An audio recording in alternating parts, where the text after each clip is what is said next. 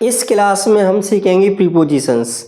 Prepositions कोई एक ऐसा चैप्टर नहीं है कि जिसको तुम किसी एक यूट्यूब वीडियो में देख लो और सीख जाओ, क्योंकि तुमने कभी ना कभी ऑफलाइन में प्रीपोजिशंस को पढ़ा होगा तो उसमें समय लगा होगा, एक दिन में करा दिया होगा तो तुम्हें आया नहीं होगा और आएगा भी नहीं, क्योंकि प्रीपोजिशंस में कोई छोटा भाग नहीं है कि कोई छोटा चैप्टर हो जिसको तुम एक दिन में या फिर एक यूट्यूब वीडियो से कर लो। इसके लिए तुम्हें ऑफलाइन की तरह पढ़ना पड़ेगा, या तो तुम्हें हर एक यूजेस की अलग अलग वीडियोस देखनी पड़ेंगी, या फिर तुम्हें कोई एक बहुत 10-12 घंटे की लंबी वीडियो देखनी पड़ेगी। लेकिन इससे अच्छा है, तुम बोर होंगे, उससे अच्छा है कि तुम प्लेलिस्ट देखो। तो इसमें मैं आज कोई भी यूज़ नहीं कराऊंगा, प्रीपोजिशंस का कोई भी पार्ट्स नहीं सॉल्व कराऊंगा और इसके बिना तुम कर भी नहीं पाओगे। यानी कि इसमें मैं पूरा तरीका बताऊंगा कि प्रीपोजिशंस तुमने कैसे पढ़नी है और कितना पढ़ने से तुम्हें पूरी प्रीपोजिशंस आ जाएंगी और किस किस को छोड़ना है, किस किस को करना है, एग्ज़ाम में कौन सी ज़्यादा पूछी जाती हैं और कितनी वीडियोस रहेंगी, यानी कितनी क्लास में ये प्लेलिस्ट पूरी हो जाएगी और ये प्रीपोजिशंस भी पूरी हो जाएंगी हमारी। तो सबसे पहले हम प्रीपोजिशंस का बेसिक तो इसी में आ जाता है कि प्रीपोजिशंस की डेफिनेशन कभी भी नहीं पूछी जाती कि ऐसे पूछा जाए कि प्रीपोजिशंस क्या है, ऐसे कभी भी लिखने के लिए नहीं आती कि इसके पार्ट्स बताओ। इनके आते हैं यूजेस जो हमें बोलने में भी प्रयोग होते हैं और कई बार जो फिल इन द ब्लैंक्स में 10th 12th में आते हैं और किसी भी प्रकार का जो एग्ज़ाम हो उसमें आते हैं ऑब्जेक्टिव टाइप में, तो वहाँ पर उपयोग में आते हैं, ये हमारे काम आएंगे। ऐसे कभी भी नहीं आता कि डेफिनेशन पूछी जाए। तो इसमें क्लास कितनी होने वाली है, सबसे पहले मैं ऐसे कराऊंगा कि ऐसे मान के चलो हमने इन और इनटू को मैंने बताया कि इन और इनटू का यूज़ कब कराया जाता है। एक वीडियो में बता दिया तुम्हें मैंने ऑन का और अपॉन का।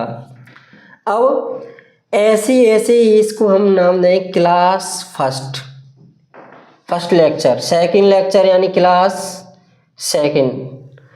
एक में करा दिया मैंने एमोंग और बिटवीन का, तो ये हमारा होगा क्लास थर्ड। अब ऐसे ऐसे तुम्हारी क्लास यहाँ पर होने वाली हैं 30 क्लास में 30 क्लास होने वाली है, 30 लेक्चर्स। अब तुम सोच रहे हो 30 क्लास में कितने प्रीपोजिशंस हो जाएंगे।